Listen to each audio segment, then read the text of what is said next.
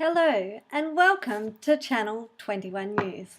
I'm Rosie Robinson, and in tonight's bulletin we are going to delve into the importance of assessment in primary education. Tonight we will be discussing my beliefs and values regarding assessment, how such beliefs inform my teaching, and how assessment shapes my teaching practices and student learning. When I think about my beliefs and values in relation to assessment, it is evident that assessment must be constant in the classroom. Teachers will assess every piece of their students' work to determine what they are understanding and where the gaps are in their learning. Visual learning and success criteria from James Nottingham, an educational academic, assist students through being in control of their learning and knowing what the teacher is looking for and what the focus topic is. This model ensures that assessment is transparent. Therefore, both students and teachers understand the structure and content of each lesson. Every student has a story, and all assessment should be driven by the zone of proximal development. Right, now, on to our next top story. Assessment drives results, and results are achieved through relationships between teachers and their students. The AITSL Standard Number 1 states, "Know your students and how they learn." This supports my strong connection with relational pedagogy.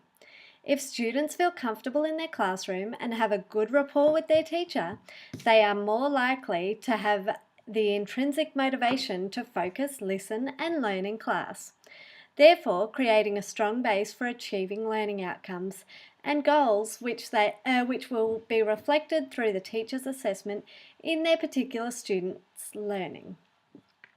Through observations on my practicum and research through the media and journal articles, it has become evident that students achieve higher assessment results if they have a strong relationship with their teacher and therefore be in charge of their learning.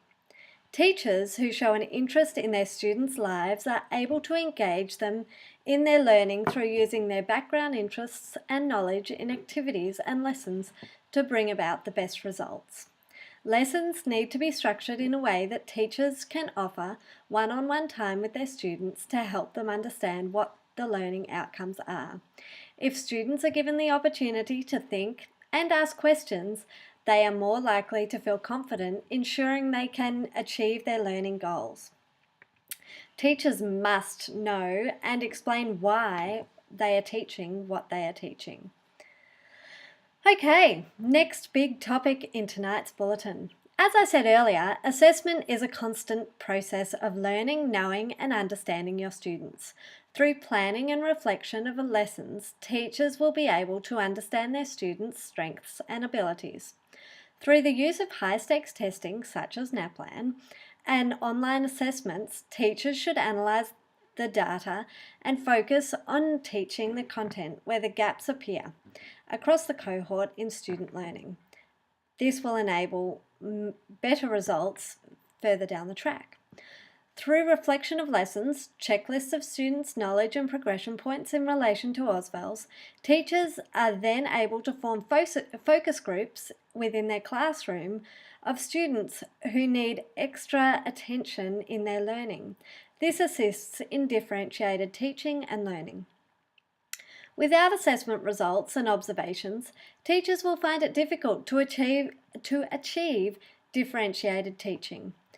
Well, we have come to the end of our news bulletin for this evening. Just to recap, assessment should be driven by the zone of proximal development. I'm Rosie Robinson, and don't forget, there is a strong relationship between teaching, learning, and assessment. Thanks for listening. Good night.